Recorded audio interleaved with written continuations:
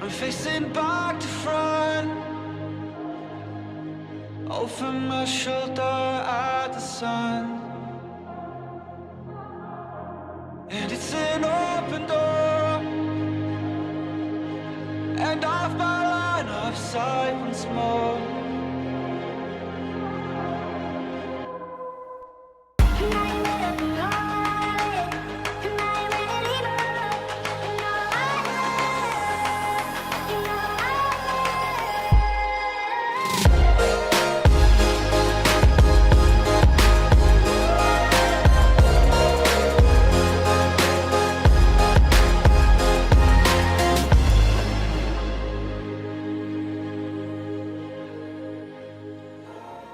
Hey Spartans, I'm your host Chloe Fair, and welcome to Live at 1575 from home.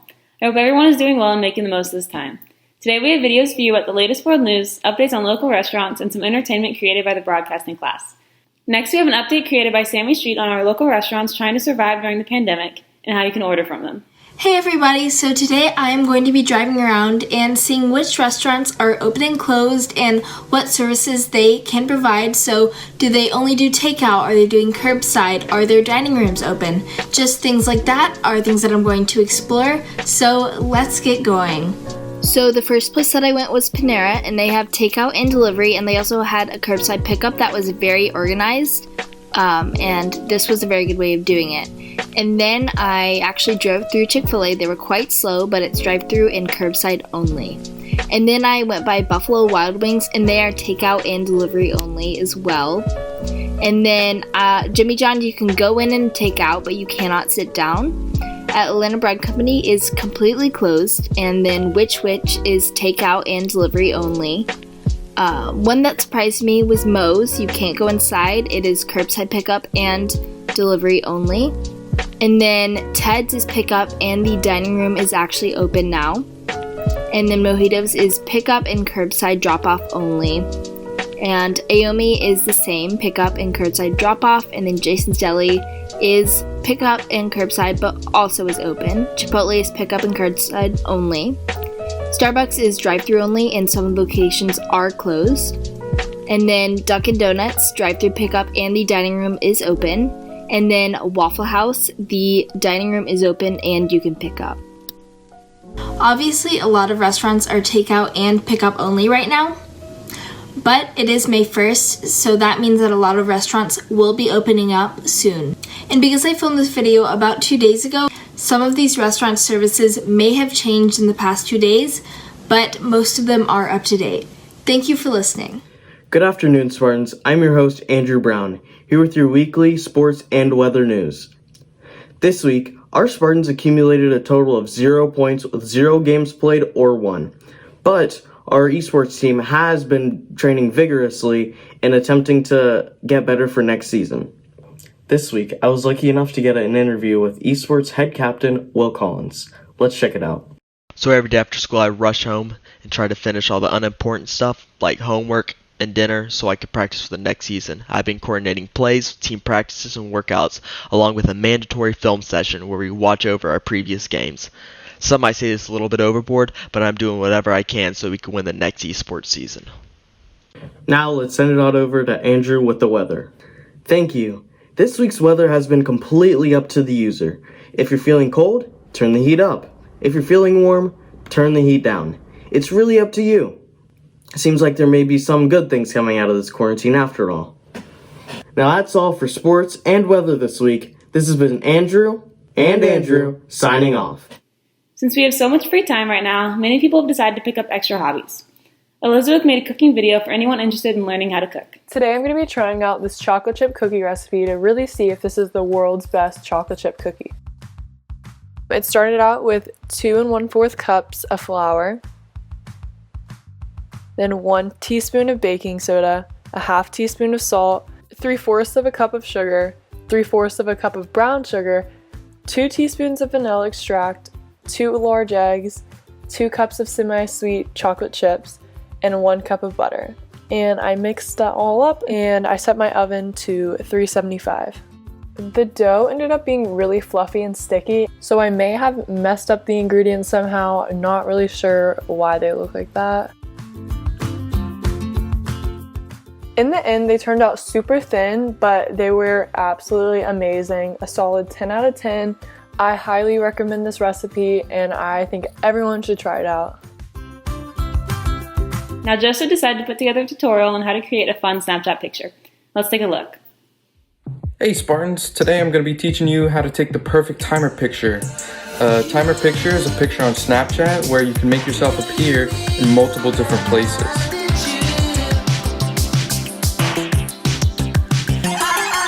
So what you're going to want to do first is click down on that arrow and hit timer. Then what you're going to want to do is find a big open space with a lot of different items there where you can sit down, lay down, stand up, whatever you really want to do. I chose this room in my house because it has a lot of different options. And then the best and most ideal place is to put it somewhere up high or somewhere that can overlook the room. Then simply click the picture and run to wherever you want to go and get there before 3 seconds. Do your pose, snap the pic, run all the way back, and then you're going to want to click on the scissor icon. And when you do that, you're going to want to trace out what you just took a photo of, and the positioning of where your body is relative to what you cut out matters, because you could accidentally cut yourself out, or whenever you take your next photo and you go to cut that next photo out like I'm gonna do here, it won't look as nice because there's some object in the way of where you would be, and you can't really control that on Snapchat. So this isn't the best system, or it's nowhere near perfect rather, but it gets the job done, I guess.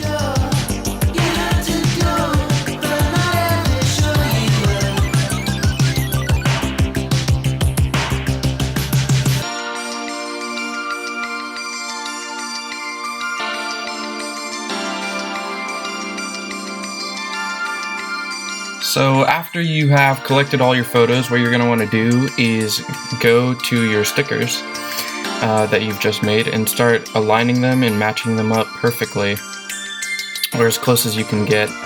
And it took me a while to figure out which way the layout would be the best. So here you can see I'm trying to get it as close as I can,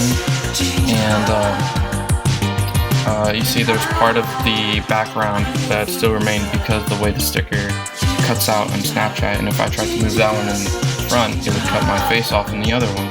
So you have to play around with it a bit. This is as close as it gets to quarantine picture perfect goodness, but there you go. This is how you take the perfect time. This week, Evan and Gisela got the latest on how GAC's elementary school is keeping school in session online. Let's see what they found. With GAC still under quarantine, we wanted to get a feel for how the rest of the school was dealing with online learning. So we sat down with the elementary principal, Ms. Helms, to get an inside look at what elementary online learning is like. So what does the elementary learning look like, and how is it different from middle school and high school? So even within the elementary, it looks very different from our youngest students to our oldest students. It's very different between a kindergartner and a fifth grade. Fifth grade and even fourth grade, the format is very similar to middle school and high school. They have assigned times during the day to be online and Zoom with teachers. The lessons and the class periods are shorter, but the teachers will Zoom a lesson and then stay on Zoom as the kids are working through some problems or an assignment so that they can come back to the teacher with questions during the hour. In third grade and below, there are Zoom times that are recorded, but it's optional as to when they watch them. We ask them to make sure to watch them, but it's optional because we know a lot of those kids, they may be in a car on their way to the parents' work or a grandparent's house or something for childcare that day. So we didn't really want to require them to be online at certain times. If they could, that's great, and we encouraged it. But for third and second and even first, They do Zoom with the teacher with a lesson, but they also do Loom videos, and I think high school and middle school do Looms as well. So even in those grades, the teachers will post Loom videos for the whole day in the morning, and then the kids can work through those at their own pace throughout the day, but the teachers are on pretty much all day for help and assistance as they work through packets and workbooks that the teachers sent home. And then with the younger students, like kindergarten and K4, the assignments and videos are posted for the day, and the Zoom sessions are more for social connections than teaching. Okay. It's kind of a light. It's kind of like school 0.01 light. All right, so how do you think the kids have adjusted to it? Some better than others. Some students really seem to do better with online school because they can go at their own pace for a lot of the things. Some students really miss the structure of a school day and the built-in breaks that we have for PE and recess.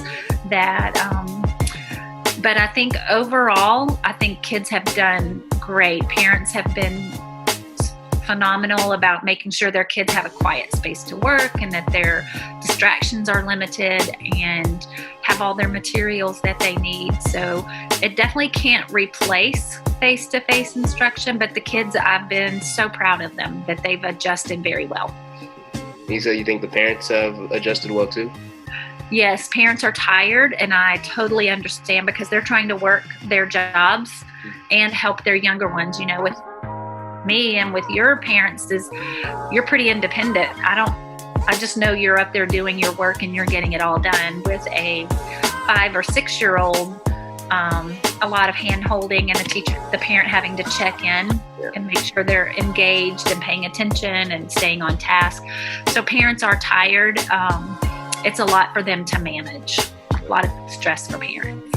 What's the schedule right now for elementary school, like students? So for teachers, the work has to be posted by 8:30, so the students can start their work listening to the Zoom or Loom videos at 8:30 for instruction. Help sessions start at 8 o'clock if they have appointments, and then we're usually working all the way through lunch, answering emails, text messages, phone calls. I have 3 live sessions with my students. I have a Bible class / devotion at 9 o'clock that usually lasts half an hour. I get back on at 11 to work with my math class, and then I have a novel study for language arts at 1 o'clock. Other than that, I assign everything on my GAC, and if I'm teaching anything new, I use Zoom or Loom to record myself, and then pretty much just answer questions all day. What are some negatives that you've seen about the online style? The social connections that the kids have with each other and being able to have access to the counselor at any time during the day, which they have access to her by phone or Zoom or FaceTime, but it's just different from that one-on-one, face-to-face. I think that's been the hardest part, is just the social piece, the relational piece that kids have with each other and with the kids and the teachers. What do you think is the most different parts for normal class and online class? Well, obviously, I think everyone's kind of missing being social and interacting with each other. I think that's really important in elementary school, you know. So, but I guess the advantage to that is less of a distraction and more focus on the work. With it being online, there's a bigger dependency and reliance on parents being involved. Whereas if they were in my classroom, I could watch them and make sure they're getting things turned in. So really the parents are partnering with us, especially in the lower school. And the last question, so thinking about like cyber schools in the future, what do you think about like Zoom in terms of like the future of how GAC does like online, like cyber school days? Yeah, teaching in the future, absolutely. In fact, that's things we're already talking about in meetings with the president, vice presidents, and other principals, is what does this look like even next year if the virus comes back like the researchers are saying that it might? Are we going to have to stop and close for 2 weeks or a month? And we'll be much better prepared, but we're Even today, I asked teachers in our faculty meeting, all right, knowing what you know now, if this happens next year, what do you need? How could we better prepare you? What technology do we need? What materials do we need? Is there a possibility that in the future we will have face-to-face brick and mortar school, but also be recording teachers at the same time for kids that aren't there? What are we going to do with parents who say in August, I'm still uncomfortable, I'm not sure I want my kid to come back to school yet? We've got to be prepared. So we're already thinking about those. So this whole experience is definitely changing how we will teach. I can envision us in the future building practice days into our calendar to practice for times just like this. If you're bored in quarantine and looking to learn a new skill, watch this next video, which is Orat's tutorial on how to juggle. You want to learn how to juggle? Keep watching. Hey guys, my name is Oret, and today I'm going to show you guys how to juggle. So first, you should really start out with 2 balls. Today I'm using oranges because I don't have any, but yeah, so you just throw one, catch the other, throw it, catch it, and then you just kind of repeat it in that motion. Keep going until you get comfortable, and you can just really quickly, really comfortably like that. And after you get comfortable with the 2 balls, then you can bring a third in. You can just start practicing your transitioning with the third one. You're passing to the other hand, and then yeah, just get it down like this.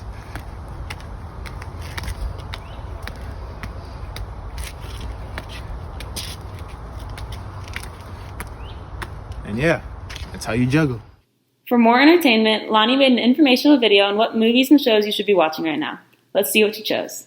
Hi guys, it's Lonnie, and today I'm going to be talking to you guys about the movies and what's been going on with theaters, what I'm watching, etc. So before I start, a little disclaimer. Y'all know I always have to include a disclaimer.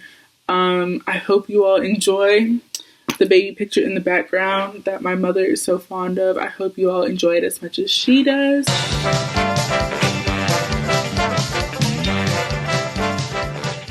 During this super weird time of quarantine, a bunch of movies were supposed to have been released, especially this month, including the highly anticipated Trolls 2 World Tour, Coffee and Kareem, Tiger Tail, The Last Husband, and Spencer Confidential. So because of the coronavirus and movie theaters being shut down, many of these movies have gone straight to TV streaming services, such as Amazon Prime, On Demand, and Hulu. So rather than pushing these movies' release dates up, many of the movies have been postponed, such as Fast and Furious 9, No Time to Die, and Disney's live-action Mulan. And so I know, y'all are like, Lonnie, like, I haven't been able to go to the movies with my family. Like, what am I supposed to do? So I'm not going to let you guys leave empty-handed. I do have some Netflix recommendations for you all. Each of these are classics. They are family-friendly. So feel free to watch them during a family movie night, date night, whatever you want to do to keep yourself occupied during quarantine in this weird time that we live in right now. So, here they are. They should be popping up right about now. And yeah, I hope you all watch my recommendations. I hope that you enjoy them, and I hope that you all enjoy the rest of your school year and your day. Class of 2020, love you all. We are out. Thanks for watching. Have a good weekend and enjoy the extra time with your family. This is Chloe Fair signing off of Live at 1575 from home.